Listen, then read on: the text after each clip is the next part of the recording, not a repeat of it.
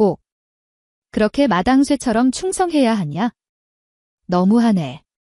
어떻게 해? 내년에 과장으로 승진할 거면 상무님한테라도 잘 보여야지. 나도 당신이랑 오붓하게 집에서 좀 쉬고 싶다. 아내와 좋은 시간을 보내려던 차에 중국 출장 중인 상무님에게 연락이 왔다. 댁에서 부탁할 일이 생겼다고 하니 아내가 뒤따라 나오며 계속해서 불평을 늘어놓았다. 나는 그런 아내를 뒤로 하고 차를 몰아 상무님 댁으로 향했다. 김 대리님 왔어요. 네, 사모님. 상무님이 집에 급한 일이 생겼다고 하셔서 한번 가보라고 하셨어요. 김 대리님이 우리 남편 때문에 쉬는 날 고생이 많아요. 와이프가 싫어하겠다. 아니에요. 이렇게 아름다우신 사모님과 함께 있는 게 저한테는 더 영광이죠. 상무님의 아내는 나보다 10살 정도 어린 듯 보였고 흰색 스키니진에 밝은색 티셔츠를 입고 있어 마치 20대 후반의 젊은 여성 같았다. 매번 그녀를 볼 때마다 그녀의 내세적인 매력에 끌리게 된다. 사모님 어떤 일 때문에 부르셨어요? 김 대리님 뭐가 그리 급해요? 아직 점심 안 먹었지? 이리로 와서 앉아봐요. 사모님을 따라 주방으로 가니 식탁에는 오징어 무침, 잡채 소갈비찜, 된장국 등 내 입맛을 저격할 만한 음식들이 가득 차려져 있었다. 김 대리님, 일단 밥부터 먹고 이야기해요. 상무님은 좋으시겠어요. 사모님처럼 요리도 잘 하시고 젊고 미인이신 와이프를 두셔서 호 젊은 아내를 두면 뭐예요? 제대로 써먹지를 못하는데. 사모님은 뼈 있는 말을 던졌다. 나도 모르게 머쓱해졌다 왜요? 요즘 상무님이 좀 소홀하신가 봐요. 하하. 애써 웃으며 분위기를 반전시키려 했지만 사모님은 부끄러움도 없이 남편의 흉을 보며 신세 한탄을 시작했다. 우리 신랑 나이가 드니까 아무튼 요즘 영 못마땅해요. 어디 가서 젊은 애라도 하나 둬야 될까 봐요. 요즘 상무님이 너무 바빠서 나와 대화할 시간도 없어. 하루 종일 회의에 쫓기고 저녁도 집에서 먹는 날이 거의 없으니 그녀의 목소리에는 서운함이 가득 담겨 있었다. 그래도 바쁘신 만큼 일이 잘 되신다는 뜻이겠죠?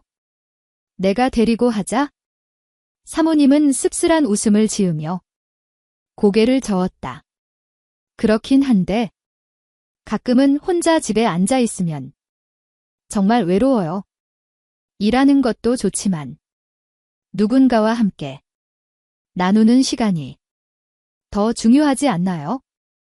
상무님이 바쁘신 건 이해하지만 사모님께서 느끼는 외로움은 어떤 건지 잘 알 것 같아요. 사모님은 내 말을 듣고 잠시 침묵을 지키다가 눈을 빛내며 나를 바라보았다. 암튼 그런 날이 반복되면 점점 그리움이 커져요. 그녀의 목소리가 떨리기 시작했다. 그리고 씁쓸한 웃음을 지으며 내 눈을 똑바로 쳐다보며 말했다.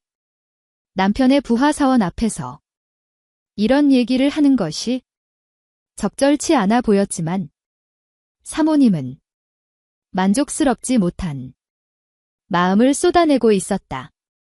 아참, 내가 김 대리님 앞에서 별 얘기를 다 했네. 방금 한 얘기는 그냥 잊어줘요. 아니에요. 그런 얘기를 어디서 하겠습니까? 걱정 마세요. 비밀 반드시 지켜드릴 테니 앞으로 그런 말 하고 싶으면 언제든 저한테 하세요. 역시 내가 사람을 잘 봤다니까요. 김 대리님은 성격도 참 좋으세요. 상무님의 아내는 밥 먹는 내 모습을 흐뭇하게 바라보며 웃고 있었다. 그런 그녀를 의식하며 내 마음속에서는 묘한 감정이 싹 트기 시작했다. 김 대리님 혹시 진급하는데? 제가 좀 도와드릴까요? 사모님이 조심스레 내게 말을 걸었다. 그녀의 목소리는 부드럽고 따뜻했지만 그 말의 무게는 가볍지 않았다. 네, 사모님. 나는 순간 놀라서 대답했다. 상모님. 아내가 나를 돕겠다고 나서다니? 믿기 힘든 제안이었다. 상모님께 신경 좀 써 달라고 말씀해 줄 수는 있는데 우리 자기 때문에 주말에도 이렇게 고생하시는데? 그녀의 말이 이어졌다. 나는 그때 아내의 표정을 떠올렸다. 그녀가 요즘 힘들어 보이는 이유가 무엇인지 알고 있었다. 그래서 나는 반사적으로 고개를 끄덕였다. 그래 주시면 저야 고맙죠. 사모님은 나를 보며 조금 웃음을 지었다. 그럼 앞으로 종종 저랑 만나 줄래요? 네, 그게 무슨 말씀? 나는 잠시 혼란스러웠다. 그녀의 말이 내게 뭔가 특별한 의미로 다가왔기 때문이다. 아니, 그냥 상무님 해외 출장 갈 때 가끔 저희 집에 와서 저랑 식사도 하고 이야기도 나눠 달라는 거예요. 그녀의 눈빛은 진지했다. 나는 잠시 말문이 막혔다. 이런 제안은 예상치 못한 상황이었고 나는 그녀가 원하는 바가 무엇인지 감히 가능할 수 없었다. 그녀가 왜 나에게 이런 제안을 했을까? 여러 생각이 머릿속을 스쳤다. 그럼 제 안에는 내 마음속의 불안감이 수면 위로 떠올랐다. 아내에게는 말하지 않는 게 좋을까요? 사모님은 고개를 가볍게 저으며 말했다. 아내분도 이해할 수 있을 거예요. 다들 바쁘니까. 가끔 소소한 대화가 필요하잖아요. 그녀의 말이 더욱 나를 혼란스럽게 만들었다. 하지만 상모님의 도움을 받을 수 있다면 내 경력에 긍정적인 변화를 가져올 수도 있다는 생각이 들었다. 네, 알겠습니다. 나는 대답하며 동시에 그 상황이 어떻게 전개될지에 대한 불안과 기대가 뒤섞였다. 안녕하세요. 올해 37세, 10년차 직장인이자 결혼 5년차 유부남입니다. 학창 시절 성적이 무엇보다 중요했던 시기가 있었습니다. 고3 수험생이 되었을 땐 수능 점수가 내 인생의 전부인 듯 느껴졌고 어느 대학에 가느냐가 큰 고민이었습니다. 준수한 내신과 수능 점수에도 불구하고 어려운 가정 형편 덕분에 가까운 지방 국립대학에 입학하게 되었습니다. 대학 생활 내내 나는 술자리와 여성들을 쫓아다니며 자유를 만기겠습니다. 과동기와 동아리 친구들, 후배들 심지어 소개팅을 통해 만난 이혼녀와도 클럽에서 즐거운 시간을 보내곤 했습니다.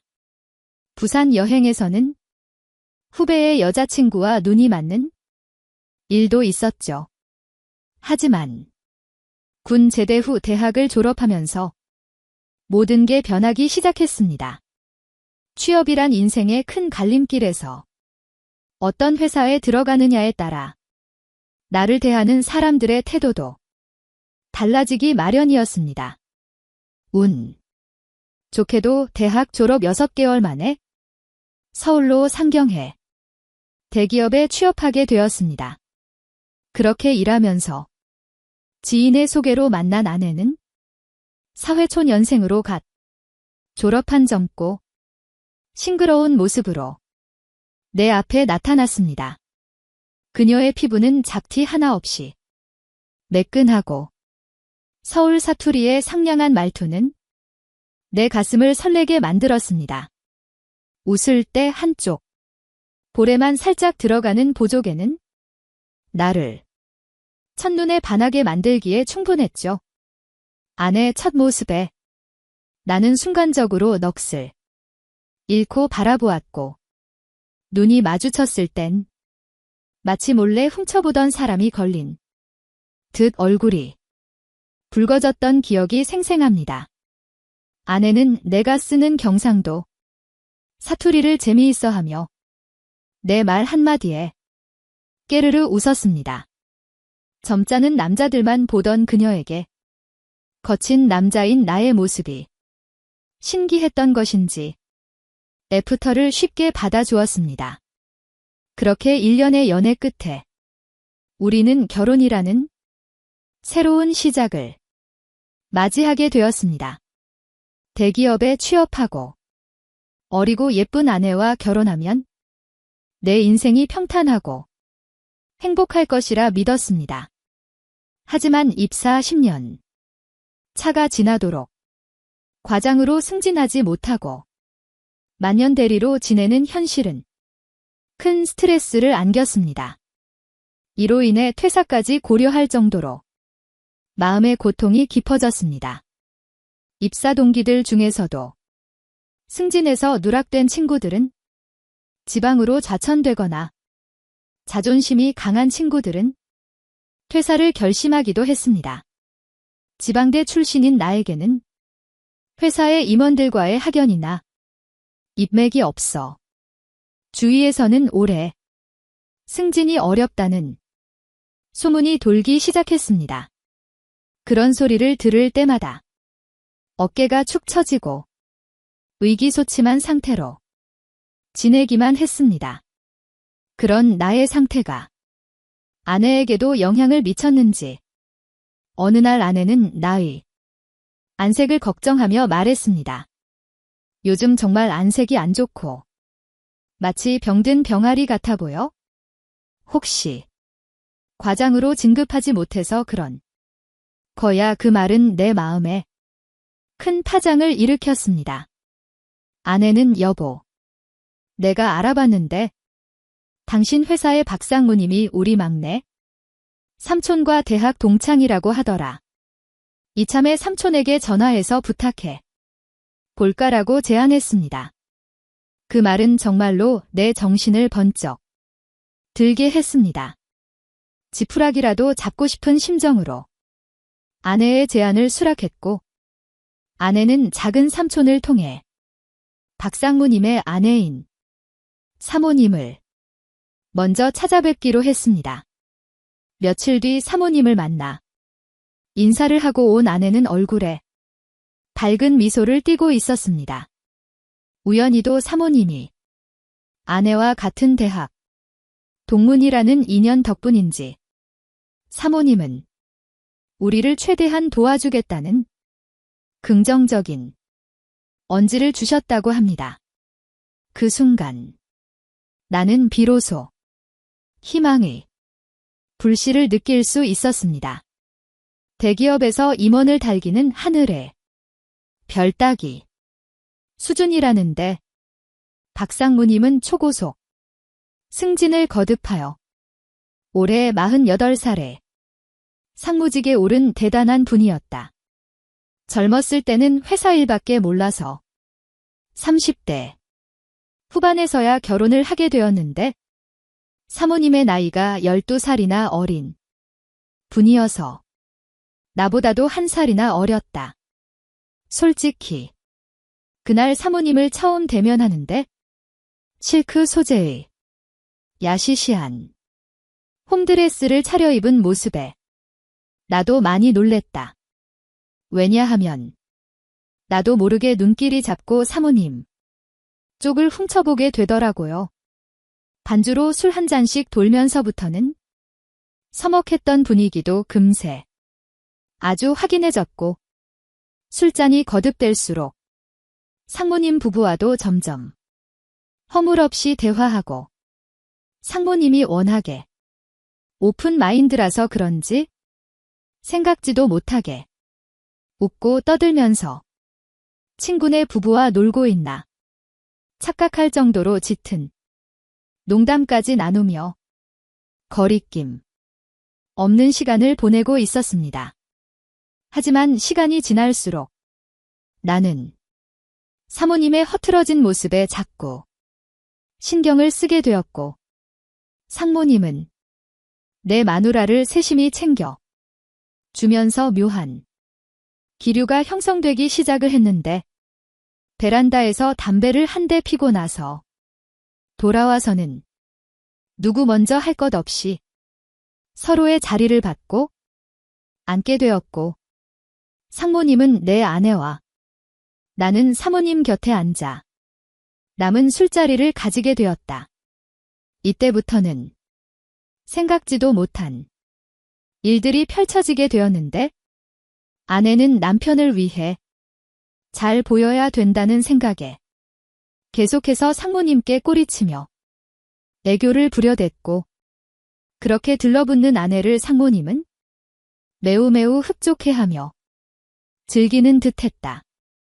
옆에 있던 사모님도 남편의 평소 보지 못했던 모습에 질투가 생겼는지 더욱 내 곁으로 바짝 다가와 앉으며 귀속말을 했다. 김대리 오늘은 늦었으니깐 여기서 가고 가요. 곧장 아내에게 물었다. 자기야 사모님이 오늘 술 많이 취했으니깐 여기서 자고 가라는데 당신 생각은 어때? 듣고 있던 상모님까지 가세해. 자고 내일 가는 게 어떻게 했냐고 부추긴다. 나야 뭐 상모님과 친분을 더 쌓을 절호의 기회이다 보니 굳이 거절할 이유가 전혀 없었다. 마지막으로 아내만 오케이 하면 되는 순간이다. 상모님 저희야 좋죠. 괜히 신세져서 사모님이 고생하실까 봐 걱정이죠. 아내는 생각보다 쿨하게 받아들인다 뭘. 그런 생각 마세요. 저희도 오랜만에 즐거운 술자리를 가져서 기분이 너무 좋은데요 뭘. 하하 당신 혹시 김대리한테 흑심 있는 거 아니야? 왜 김대리? 조금 좋아하면 안 되나요? 김대리 나랑 러브샷 해요. 그리고 새벽 3시가 넘어서야 술자리가 끝나고 각자 방에 들어가 자게 되었는데 상무님이 아내를 빌려줄 수 있냐는 제안을 하더군요. 주말 상무님이 우리 부부를 저녁 식사에 초대했습니다. 아내는 올해 30살로 아직 아이가 없어 결혼 전에 날씬한 몸매를 그대로 유지하고 있었습니다. 결혼 후 살집이 약간 붓긴 했지만 그 덕분에 더욱 여성스러운 매력을 뽐내고 있었습니다. 상무님의 집에 도착하자 사모님의 안내를 따라 식탁으로 향했습니다.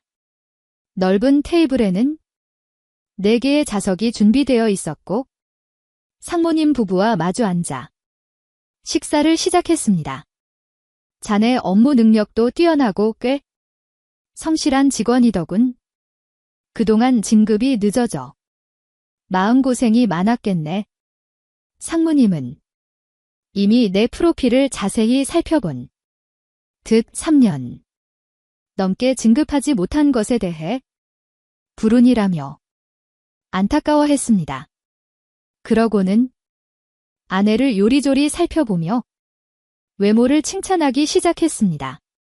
김대리 아내분, 무척 아름다우시군요. 정말 부럽습니다. 그의 의명한 시선이 아내에게 쏠리는 것을 보며 불안감이 점점 커졌습니다. 아내는 상무님의 시선에도 불구하고 그의 기분을 상하게 해서는 안 된다는 생각이 들었는지 저도 상무님 같은 스타일의 남자를 좋아해요라고 사탕 발린 듯한 말로 그의 비위를 맞추고 있었습니다. 하 그러세요? 우리가 서로 더 이상형에 가까운 것 같은데 이렇게 늦게 알게 되어 아쉽네요. 상무님의 말에 아내는 웃으며 동의했지만 나는 그 속마음이 궁금하고 불안한 기분을 감출 수 없었습니다. 자기야 잠깐만 기다려봐. 새 아파트로 이사 온 지 이제 6개월이잖아. 대출금도 한참 남아있는데 만약에 내가 회사 그만두기라도 한다면 곤란해질지도 몰라. 아내 걱정 섞인 목소리가 울렸다. 그렇다고 해도 그런 일을 어떻게 하자는 거야? 내가 반문하자. 아내는 고민에 빠진 듯 했다. 그럼 안 된다고 거절하자. 내가 상무님께 이야기할게. 그녀의 결단에 나는 잠시 멈췄다. 여보 잠깐만 기다려봐. 우리가 지금 다 된 밥에 죄를 뿌릴 수는 없잖아. 그냥 시키는 대로 하자. 아내는 잠시 생각할 시간을 달라고 했지만 결국 상무님의 제안을 받아들이기로 했다. 그녀의 곁에는 사모님도 있었고 회사에서 든든한 뒷배경이 되어 줄 거라는 생각에 나로서는 그리 손해보는 일도 아니었다. 그리고 6개월의 시간이 흘러 드디어 나는 과장으로 진급하는 쾌거를 이루었다.